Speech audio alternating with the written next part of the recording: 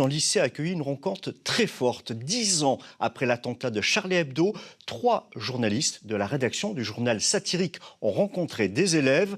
Pascal Félix, Olivier Denoun. Les journalistes de Charlie Hebdo face au micro des lycéens, avec des questions sur leur engagement dans le journalisme, leur façon de traiter l'actu ou le choix des caricatures.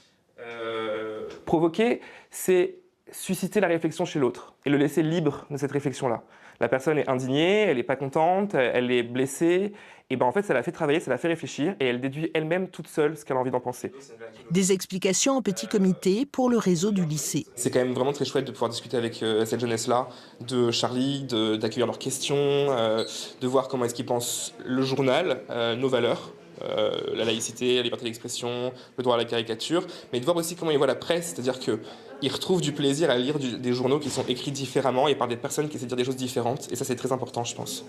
La liberté d'expression à tout prix, que signifie être Charlie? 2 premiers thèmes de débat pour amorcer le dialogue avec la centaine de lycéens.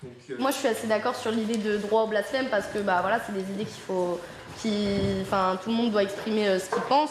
Au fil des débats, les lycéens s'avèrent parfois mal à l'aise avec la liberté d'expression.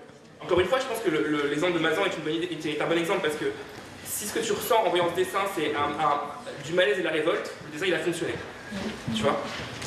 Dans la vie réelle, la peur d'être en conflit avec d'autres pour des opinions qu'on a, elle est présente.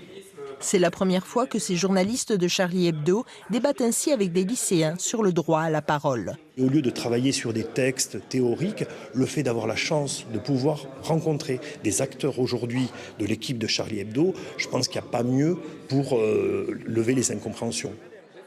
À Toulouse, une association, Génération Charlie, veut renforcer le lien entre journalistes et jeunes.